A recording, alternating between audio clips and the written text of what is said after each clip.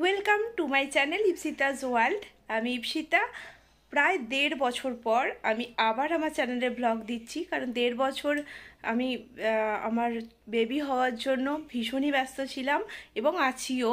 তো আমার বাচ্চার জন্যই আমি কোনো চ্যানেলে আমার চ্যানেলে আর কি কোনো ভিডিওই আমি পোস্ট করিনি। তো আমি আবারও তোমাদের সাথে আমি ভিডিও শেয়ার করব।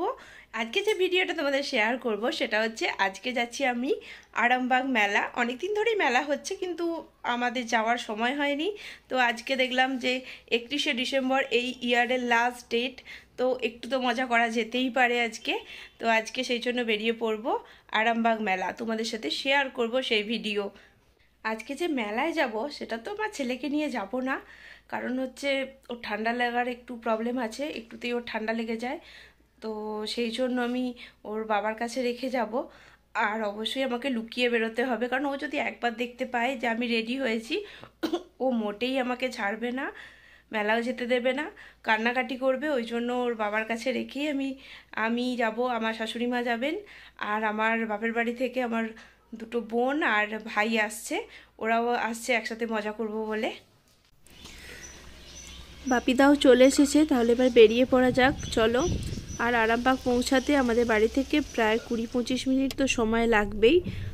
আর এখন তো সব জায়গাতেই মেলা চলছে, তো তোমরা কোথায় কোথায় মেলায় ঘুরতে গেছো কমেন্টে জানাতে ভুলবে না।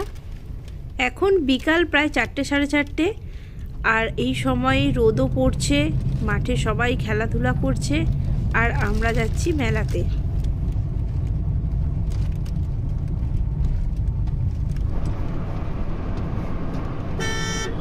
চলেই এসেছি অনেকটা রাস্তা। এরপর এই যে সামনে দেখতে পাচ্ছেন ব্রিজটা, এই ব্রিজটা পেরোলেই কিন্তু আমরা আরামবাগ ঢুকে যাব। কিন্তু বোনেরা আমাদের আগেই পৌঁছে গেছে, তো ওরা আমাদের জন্য একটু ওয়েট করবে। আমরা পৌঁছেই গেছি প্রায়। আর আজকে মেলার জন্যই প্রচুর জ্যাম। তো ওই দেখুন রাস্তার ওপারে প্রায় 3জন দাঁড়িয়ে আছে একসাথে, আমাদের জন্য ওয়েট করছে।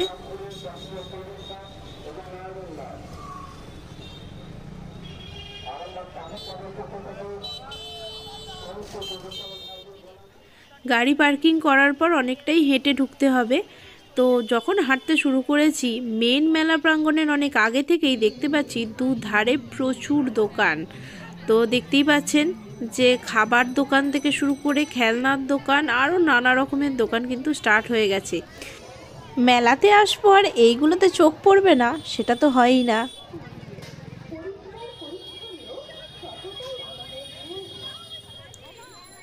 কত সুন্দর সুন্দর মাটির পুতুল, মাটির ছোট ছোট জিনিস বিক্রি হচ্ছে দেখুন। মেলায় এসেছি মানে কাপ ডিশ থেকে মেয়েদের জুয়েলারি কিছুই কিন্তু বাদ দেওয়া যাবে না কেনাকাটা থেকে। কিছুক্ষণ কেনাকাটার পরেই ভাই বোনেদের বায়না শুরু হয়ে গেল, রাইডে চড়াতে হবে। তো সেই জন্যই রাইডের দিকটা চলে গেলাম।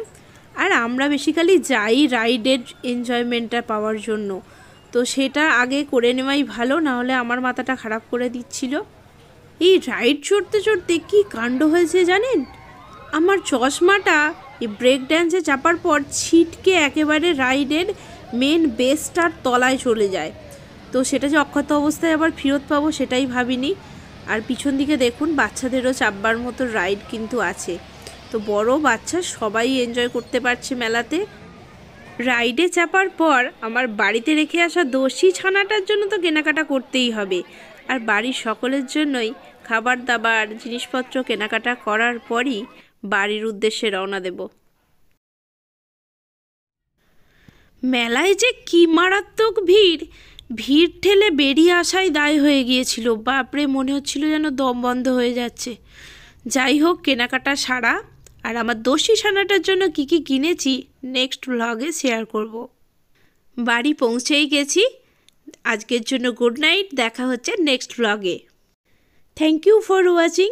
আর ব্লগটা ভালো লাগলে লাইক আর শেয়ার করতে ভুলবেন না।